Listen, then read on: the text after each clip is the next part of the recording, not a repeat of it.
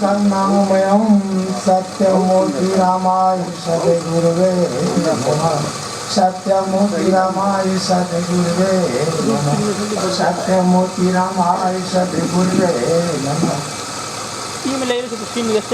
गुरु की महत्ता, गुरु क्या है, गुरु कैसे होते हैं, गुरु की प्रतिष्ठा क्या है, इस संदर्भ में हमारे पूरे धर्म शास्त्र में तुलसी बाबा, गीता में वेद व्यास साहब, हमारे धर्मदास साहब, कबीर साहब, ढेर सारे ऐसे महापुरुषों ने अपनी वाणी में खूब सुंदर ढंग से सजाए हैं और रखे हैं कि गुरु कितने महत्वपूर्ण हैं, गुरु की महत्ता सर्वोपरि है।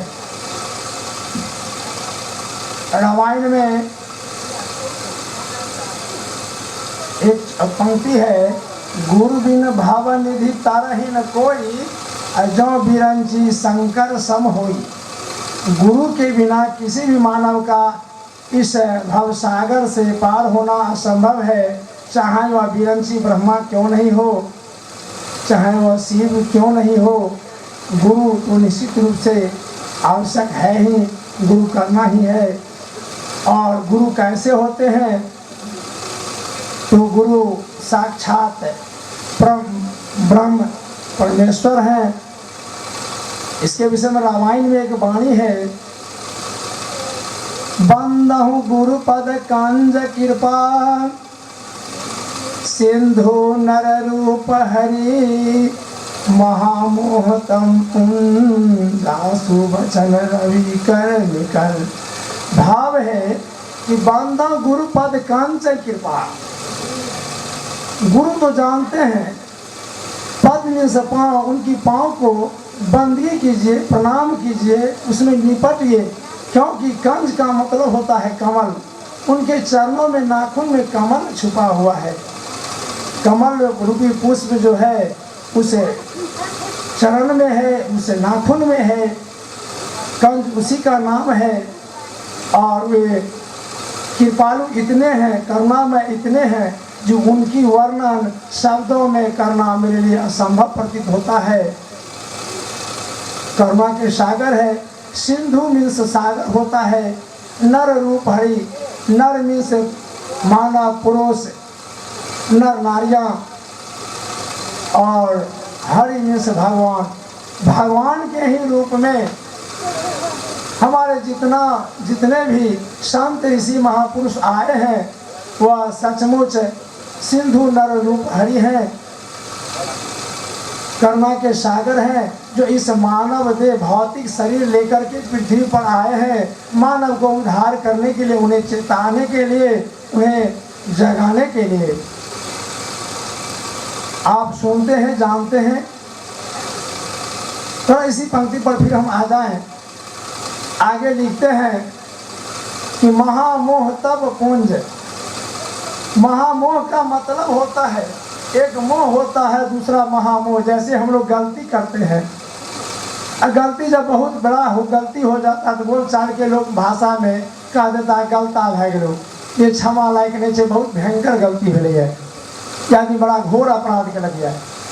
तो महामोह इस तरह का है, जो मोह जो होता है, मोह कई प्रकार का होता है, चाहे पुत्र मोह हो, धन मोह हो, संपत्ति की मोह हो, चाहे किसी अंधकार में बैठे हुए या किसी अंधकार में आप देखते हैं कभी चार से रस्सी अगर लटकी हुई है, रोशनी नहीं है आपके पास, अगर आप घर जाते हैं नज़र पड़ता है, अनुभव केवल करते हैं आप, जो शायद सर्फ में तो लटका हुआ है, काट नहीं तो लेगा। आज रोशनी जलाते हैं तो पता चलता है उसमें से चार से एक रस्सी या एक झोल लटका हुआ है। यह एक मोह है, एक आपका भावना है, जो आप उस रस्सी को सर्प समझ करके भयभीत होते हैं। पुत्र मोह जानते हैं, संपत्ति की मोह जानते हैं, यह तृष्णा की अपरम अपार है।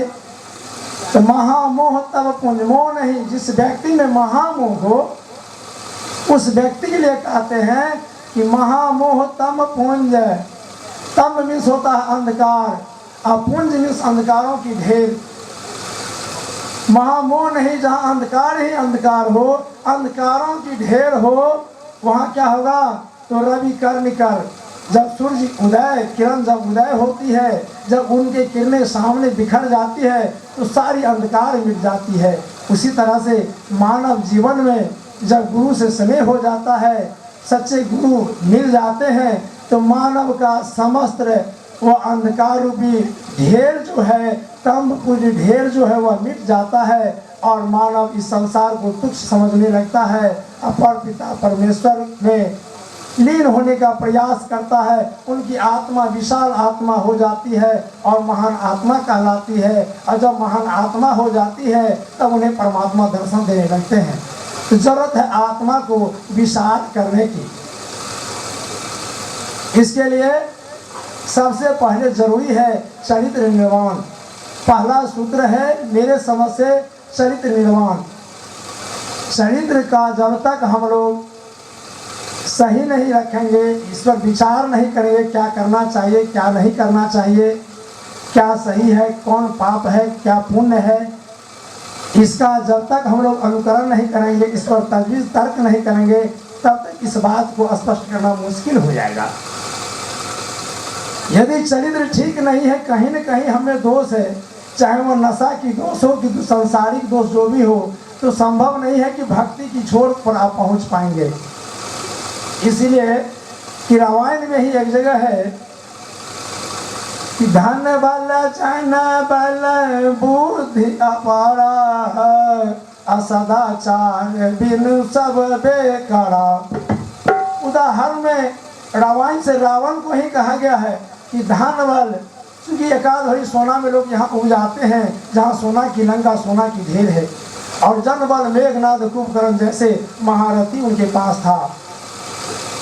धन की कमी नहीं, जन की कमल नहीं, अपने आप में उनको इतना बल था कि अगर एक बार करते थे तो पृथ्वी कांपने लग जाती थी।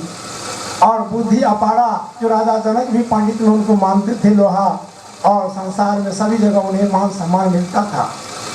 तो धन वाला जन वाला बुद्धि अपारा, और सदाचार बिनु सब बेकारा, केवल सदाचार उनमें नहीं था। वे मानव रहते हुए राक्षस की तरह मीन मांस गद मांस करते थे और मानव को मानव समझते नहीं थे। अपने संपत्ति अपनी अहंकार तृष्णा में सबको कुचल करके मानवता की सीमा को नांगते हुए आगे बढ़ गए। इसलिए अंत में क्या हुआ? तो विनाश हुआ। तो सबसे पहले हम लोग चरित्र निर्माण करें। सारी कीर्तन भजन की मूल जड़ है चरित्र। अपने आप में ठीक हो जाइए, दुनिया ठीक हो जाएगी। हम एक दूसरे की कमी को नहीं आके, हम अपनी कमी को आके हम ठीक हो जाएंगे, अगला ठीक हो जाएगा। हम कहते हैं हम अच्छे हैं, अगला खराब है गड़बड़ है, नहीं, आप नहीं अच्छे हैं इसलिए दूसरी की बात करते हैं।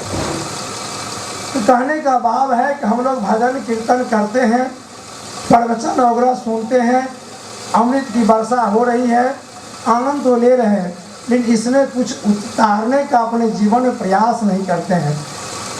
भर दिन भर रात हम लोग लगातार यहाँ जमे हुए हैं। हम पूछना अगर चाहें बारी बारी से, तो हमको नहीं लगता है कि दो व्यक्ति भी ऐसे होंगे जो कहेंगे कि आज के सत्संग में हमने ये चीज़ सीखा, आज के सत्संग में हमने एक अमल यहाँ से त्याग करके जा रहे हैं, आज के सत्संग में हम झूठ नहीं बोलेंगे या प्रतिज्ञा करके जा रहे हैं, आज हम गुरु दीक्षा ले लेंगे, आज हम बेईमानी छोड़ देंगे। कहने का भाव यहाँ आने से अपने जीवन में कोई न कोई नया सीख लीजिए। अगर इस तरह से हमारे साल में तो एक बार ज़रूर हम लोग आते हैं यहाँ गुरुदेव की जयंती के शुभ अवसर पर, अगर प्रत्येक साल इस अवगुण को हटाना शुरू कर दे, हमको लगता है बहुत अल्प समय ही में ही हम लोग पवित्र बन जाएंगे, सुंदर और शिथिल हो जाएंगे। क्या मानव जीवन के लिए और भक्ति मार्ग का सबसे सुंदर सहज और महत्वपूर्ण कड़ी है, इसको हम लोग कभी नहीं भूलें। और विशेष मैं क्या कहूँ, मैं तो यहाँ बोलने के लिए आया नहीं, मैं मैनेजर साहब को आमंत्रित किया, ये जुर्माना में हमको फंसा दिए, मुझे तो कुछ आता नहीं है। गुरु दीक्षा की बात थोड़ा इस पर हम प्रकाश डालना चाहेंगे। भावनाएं बहुत है, कहने की लहजा बहुत है, बड़ी लंबी लंबी कहानी दोहा दशक है, मैं उतना कॉन्शस भी नहीं, उतना जानकार भी नहीं, लेकिन इस गुरु दीक्षा और माला मंत्र के विषय में भगवान विष्णु और नारद में वार्ता हो रही थी। तो नारद जी से इस गुरु दीक्षा के विषय में पूछा गया कि प्रभु क्या जिस आदमी के गला में कंठी है वो आदमी उद्धार हो जाएगा, मोक्ष उनको मिल जाएगा, क्या बाकी लोग नरक में ही रहेंगे? एक प्रश्न उत्तरी में हमने देखा, प्रोफेसर गणेश का भी टिप्पणी था, उसमें कहे जा प्रजातंत्र नहीं है जो बहुमत के आधार पर सरकार बने और उन्हीं की जीत हो और वह प्रधानमंत्री मुख्यमंत्री बने। यह धर्म का क्षेत्र है, अगर करोड़ों में एक कोई कर्म करेंगे तो उन्हीं मोक्ष मिलेगा, वही मोक्ष का भागी होगा। ये मत सोच लें, यह बात नहीं है